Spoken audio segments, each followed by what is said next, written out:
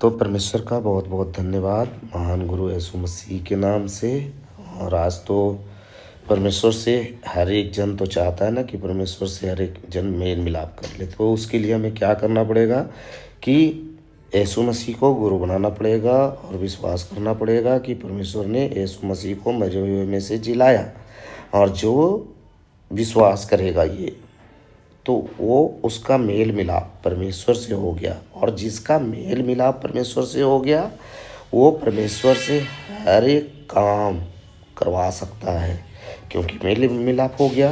Mail मिलाप होने के बाद यदि हमारा पीएम से या सीएम से कोई मेल मिलाप रहेगा कि हाँ जिस समय जो दिक्कत हो मुझसे बोलना, तो याद आ जाएगा ना, याद आ जाएगा कि हमें कोई भी दिक्कत हो, नौकरी चाहिए तो हम तो सीधा वहाँ फ़ोन लगाएंगे।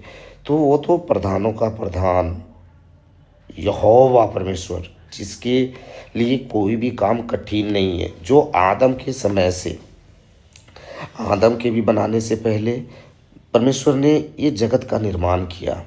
सबसे पहले तो अंधेरा था, पृथ्वी बिल्कुल अंधेरा, बेडौल सुनसान पानी से भरा हुआ। तो परमेश्वर ने बोला उजाला हो, उजाला हो। तो ऐसा नहीं कि सूर्योदय हो गया, उस समय सूर्योदय नहीं हुआ, उस समय परमेश्वर के आत्मा से पूरा ज्योति भर गया।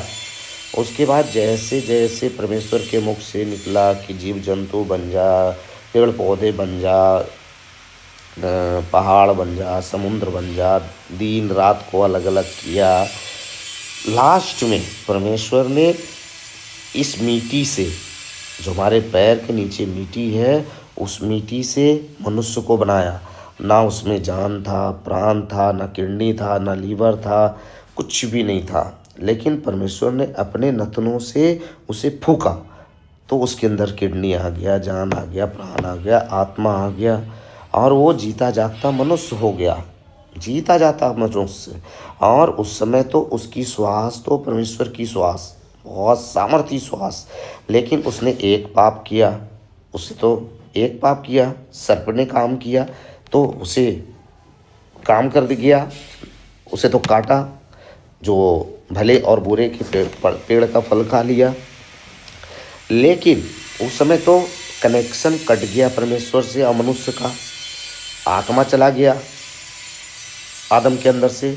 लेकिन उसके बाद प्रभु यीशु मसीह आए, यीशु मसीह जो मरियम की कोख में परमेश्वर ने पवित्र आत्मा को दिया, स्वर्ग ने दृश्य में दिखाया कि हाँ तेरे अंदर तो पवित्र आत्मा का बीज बोया जाएगा, पवित्र आत्मा का बीज बोया जाएगा, वो भी कुमारी कन्या में।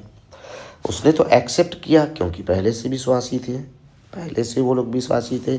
और जिससे शादी होने वाला था यूसुफ, उसने भी एक्सेप्ट किया।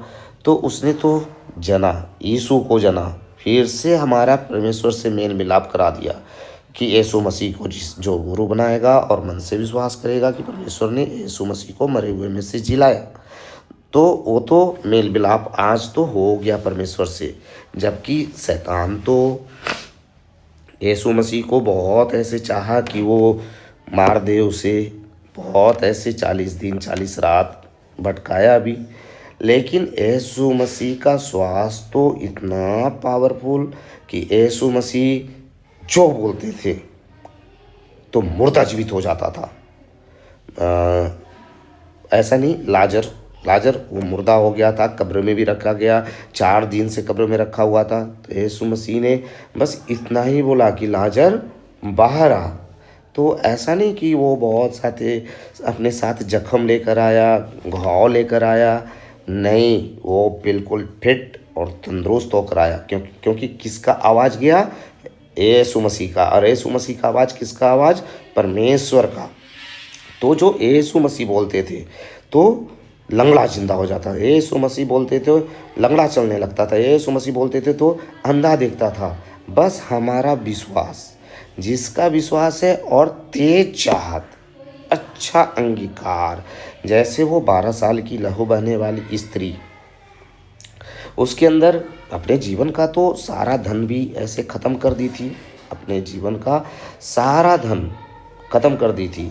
बस ये जानी वो कि यीशु मसीह उस रास्ते से जा रहे हैं, तो वो तो बीमार थी 12 साल से, जिसका लहू बहेगा, अगर हमें 1 घंटा उंगली से लहू बहे तो कमज़ोर हो जाएंगे, उसका तो 12 साल से लहू बह रहा था।